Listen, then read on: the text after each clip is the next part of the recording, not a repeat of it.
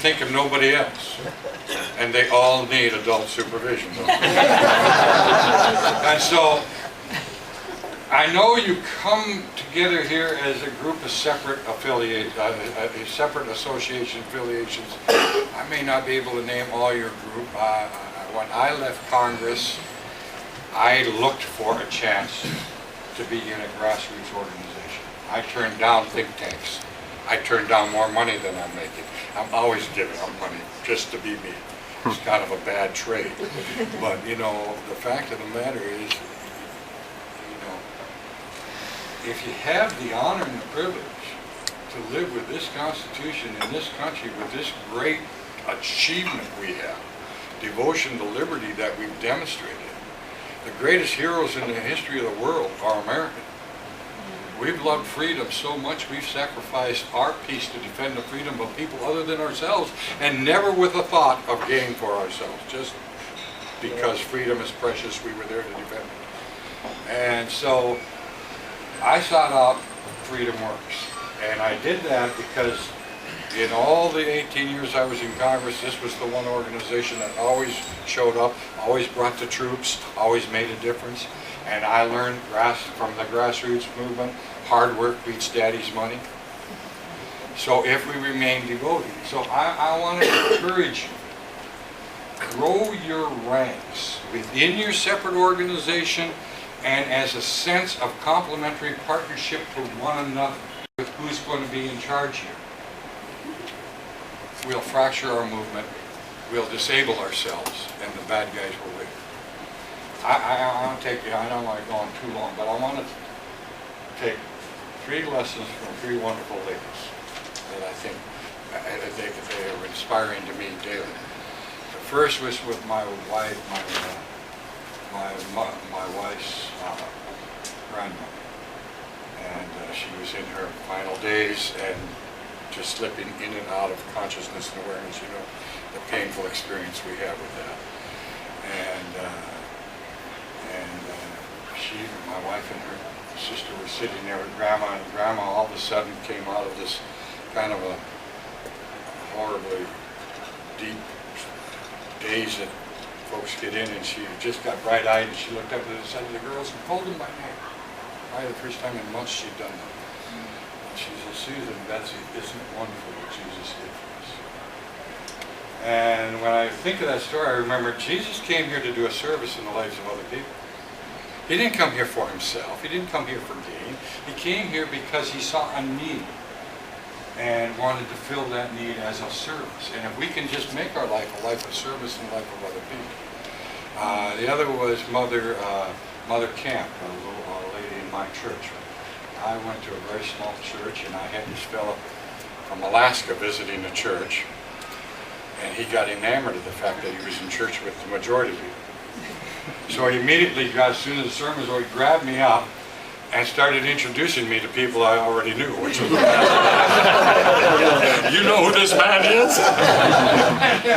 "Yeah, I know who that man is. That's Dick Armey. That's his wife, Susan." "Well, that's the majority leader." Well, you know, let's face it, that makes you feel good, doesn't it? To be celebrated as a word. So we come to Mother Camp. She had spent her entire life in the foreign missionary field, suffered hardships that I'd never know, even in Washington. And she looked at me and she says, "It's not about you, young man. It's about Jesus." Another very important lesson for all of us. It can't be about ourselves. If all we're doing is giving up nights with our family, nights away from Dancing with the Stars, or some important cultural event, so that it can be about us, then we're losing. It's got to be about something that's bigger than us. And I will tell you, the idea is always bigger than the man. The idea is always bigger than the moment. We have the benefits of the greatest genius in the history of the world. Whether it be our own founding fathers in that wonderful document called the Constitution, whether it be Ayn Rand in this beautiful work called Fountainhead, or whether it be, let's say, von Mises and Hayek, The Road to Serfdom. We've got the benefit of all the great learning and all the great experience of the world. So don't let it be about us. Let's let it be about something so much more important and enduring than we are. And then finally was Mother Teresa, I had the privilege, I'm not a Catholic, but I had the privilege of being prayed over by Mother Teresa, and I had enough sense to understand this is special. And she told this story about how this lady said to her, "Why do you keep trying? You know you can't possibly succeed." And her point was, my job is not to succeed. My job is to try. So let's stay at the task. And we think in Connecticut in particular, you have a chance to make an enormous change. I happen personally to like Chris Dodd. I like a lot of people. You're one. I can't help it. But Chris Dodd has probably been intimately responsible for more bad public policy that has resulted in more hardship in people's lives than virtually anybody in Washington. And whether you like him or not, whether he's a nice guy or not, those things are nice. But the question is, does he, in that job of privilege and responsibility, do a service in the lives of you and your children and your future? No. And does he honor that precious thing called the Constitution? And I'm afraid he hasn't done that. I know we got candidates forming here, and you'll all have your ideas here.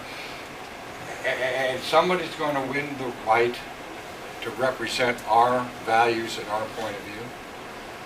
It can't be 3 candidates. It can't be 2 candidates. In the end, it's going to be one person who's going to be selected to face Chris Dodd. Let's try to get so committed to the cause of improving the quality of service that comes out of the Senate on behalf of the ideas that we hold dear, that we can work our heart out with and in cooperation with one another, and then in the end be able to come back around that one person who's won the right to go on the field and win this race.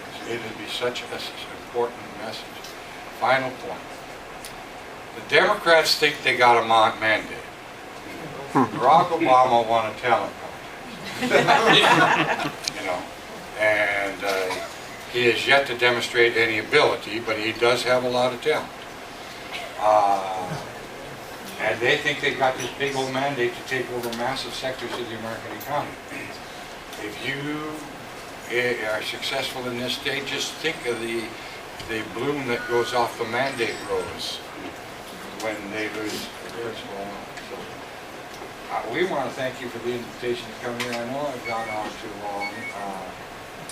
I can't tell you how precious it is to me to see us be in a position to grab the opportunity to work for America and our history and our ideal and our, which is such a wonderful creation. I swear, I really believe what God had said. Let me, after all the creation of God, also that create the perfect union.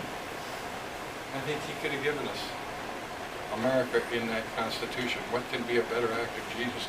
Where does it slip? Has the Constitution ever been found wanting? Only an inability of people to know their duty to it. So we have a great chat. I hope you'll let us at Freedom Works be a part of the effort here to set some things right and to work with you. We want to work as equal partners. And it's very important that we always be prepared to do that. This has to be, I think, we don't have the millions of dollars that they can put in this.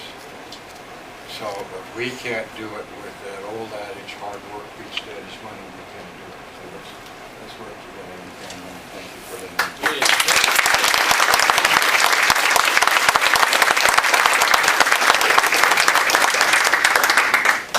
All right, I just want to say a couple words about some of the things on the agenda. My name is Brendan Steinhauser. I'm